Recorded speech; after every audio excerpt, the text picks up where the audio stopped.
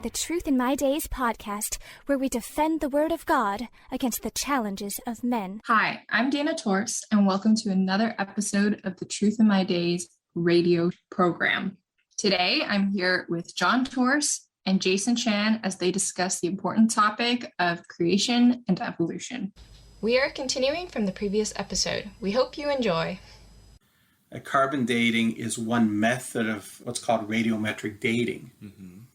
But carbon-14 dating is not used to date the age of the Earth. It's supposedly accurate only to about a maximum of 50,000 years. Oh, okay. So other types of radiometric dating is used. And I see. By radiometric, we mean radioactive substances that decay. Right.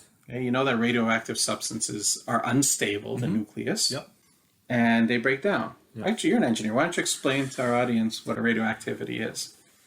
So basically how we measure the decay of radioactive particles with something called a half-life. Every period of length in time, the amount of that substance decreases by half. And then again, after that same period, it decreases by half again, and then half again, and then half again. To do that, you have to assume a starting amount of that substance. And then if you have the starting amount and you have the half-life and you have the amount that you have now, you can calculate how many years it's been. Yeah, exactly. Radioactive substances are unstable. The nuclei are large. They want to become stable, and they do that by kicking out particles or radiation. And you have different types of radioactive decay. But one thing they share in common is what's called a half-life. As Jason explained, you have a certain period of time, and it's different for different substances. Mm-hmm. But for that half-life, the amount of radioactive substance will drop to exactly 1/2 of what you started with. Yeah. That's why they call it half-life. For carbon-14, the half-life is 5,730 years. So if you start with, say, 10 grams of carbon-14, that's not really how you'd measure it, but for the sake of illustration, if you start out with 10 grams, after 5,730 years, you would have 5 grams left, half of 10. Yep. Then you wait another 5,730 years, you're down to 2.5 grams, half of the 5 you started with. And now you start with 2.5. After another 5,730 years, you're down to 1.25 grams. And so this is how you can figure out age from radioactive decay. You start with 10 grams, you're down to 1.25 grams. You know, therefore, it's gone through 3 half-lives. Mm-hmm. So your substance has to be 17,190 years old. Mm. That's how it works. You can calculate this mathematically. It's using a standard Newtonian decay curve, which you integrate, which our engineer could do here. Mm-hmm. And it comes out to this. The time, the age, is equal to the half-life divided by the natural logarithm of 2. So it's just a number. Multiplied by the natural logarithm of the amount of the substance you have now over the amount of the substance that you had at the beginning. Right. Okay? And so this is how it works. Let's give you a quick illustration of it. Suppose you have a rain barrel. To help you understand how this works, you have a rain barrel, and you find that this rain barrel has a capacity of 100 liters. And there's a leak at the bottom, maybe a spigot that's not closed properly. And you look at how fast water is leaking out, and you find that it is leaking out at a rate of 1 liter per hour. And you look in the barrel, you see it's half full. Question then is, how long has the barrel been leaking? And that's something you can figure out easily, right? Mm-hmm. How long? Yeah, so half the barrel means that 50 liters have leaked out. And if you leak at a rate of 1 liter per hour, that means it's been leaking for 50 hours. And you see, so it's very simple solution, right? Mm-hmm. Except, how do you know the barrel was full to start? Yeah, so that is an assumption that had to have been made. And it's not the only assumption. How do you know? Maybe it was full at the beginning. Right. Maybe it drained all the way to the end, and then it rained and refilled it. Mm-hmm. Maybe it was full at the beginning, and a circus elephant came along and drank out 50 liters in 5 minutes. Yeah. you have to make all kinds of assumptions here. You have to assume how much you started with. You also have to assume that everything was lost due to the leak. Right. And you also have to assume that it was leaking at the same rate the entire time. Exactly. Yeah. This is the part they don't tell you about radiometric dating. They don't want to tell you about the assumptions. If we look back at this radiometric decay equation, our engineer can tell you some issue here. Okay? The half-life we know, or we think we know. Mm-hmm. If we're talking about some of the half-life of like 11 billion years, nobody's sat and watched it for 11 billion years. We're trying to draw extrapolations from a very, very, very tiny tail end of the data. Yeah. It's very unsure. Mm-hmm. But let's assume for the moment that we know the half-life. Yep. And the ln of 2, as I say, it's just a number. Yep. So the amount in the substance, well, that's what you measure in the lab. Yep. When they give you a sample and they say, want to hold it, is what you measure in the lab is how much of the radioactive substance is in there now. Mm-hmm. Okay? So this is what we want to know. This is the unknown, the age. We know this. Yep. We can measure this. Yeah, know the amount that we have. Do we know the initial amount? I don't think there's any way to know the initial amount unless you were there. There's no way to know the initial amount. That's the problem. You see, you have one equation with two unknowns. And how do you solve one equation with two unknowns? You can't. You need another equation. Okay, but if you don't have another equation, what do? You can't. You can if you do this. You make an assumption. Yeah, unless you make an assumption. You make an assumption. Yes. And as we said, this is not the only problem, because the other problem is this is assuming all of the loss comes from radioactivity and decay. And we know that that's not the case. You can take samples of rock with radioactive materials in it, run it underwater, and leach out mother and daughter product. Okay. So this is very much a theoretical approach. Yep. And it's problematic. We see problems in it, but maybe it works anyway. How would we know? How would we test the method? Doing experiments in the lab. You could, but might be problematic since we're dealing with such long time periods.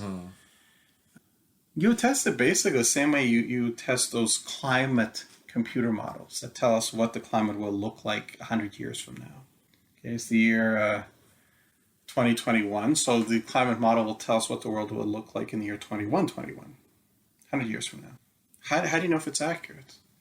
Well, why don't you go take the data from the year 1921, put it into your computer model, run it for 100 years, so it gives you the results for 2021, and compare it and see if it was really accurate.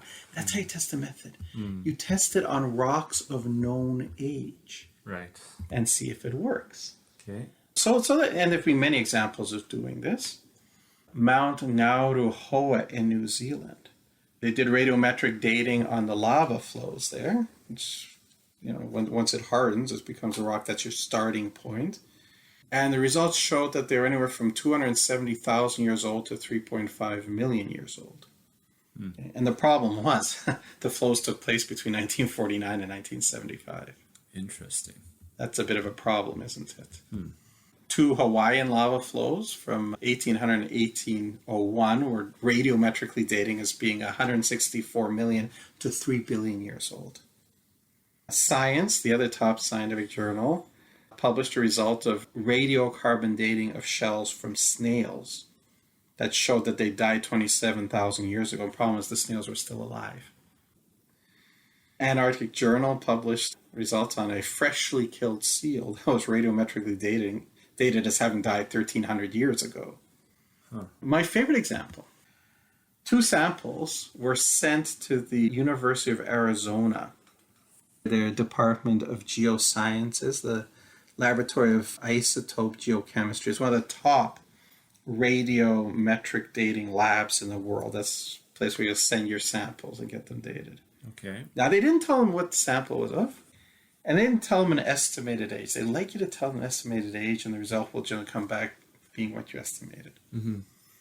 So they dated these 2 samples. Sample A, they dated it as being 9,890 years old, plus or minus 60. Sample B came out as 16,120 years old, plus or minus 220. Oh. Okay. Anyway, I hope this information is valuable to your studies. If you have any questions, please call me at, and then the numbers redact. Then they told them what these samples actually were. They were bones from an Allosaurus. You remember the Allosaurus died out 100 million years ago, something like that?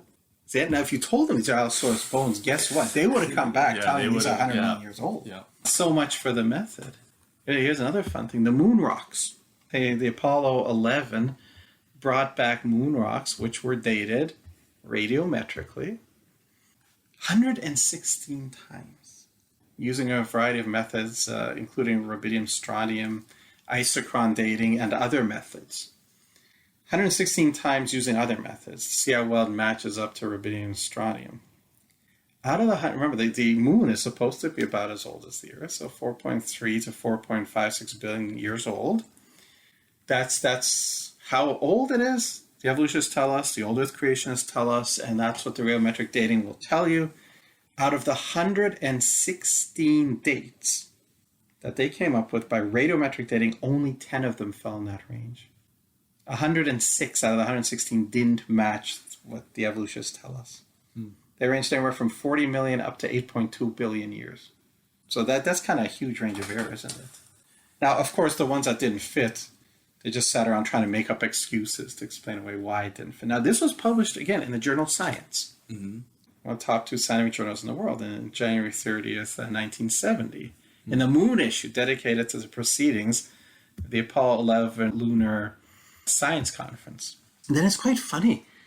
Instead of accepting the dates, and that these dates don't work, because they've decided what the date is, they try to come up with explanations why these don't match. Potassium-argon dating. Oh, it's too old. Well, it must have lost some of that argon in some other way.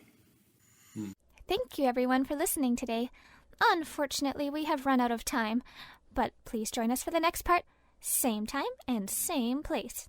If you enjoy our content and think this is important material, the best compliment you can pay is by sharing this with your friends and family. This helps us out a lot. Also, if you enjoyed today's program, please like, comment, share, and subscribe to this podcast. We would love to hear from you. Thank you for listening to the Truth in My Days podcast with John Torse. We would love to hear from you. Please feel free to share any questions or comments you may have. You can reach us on Facebook, Instagram, MeWe, and YouTube. Simply search Truth in My Days as one word. Again, Truth in My Days as one word, no spaces in between. And you can connect with us. You may also visit our website for more comprehensive material and to learn more about our ministry. Our website is truthinmydays.com. Thank you.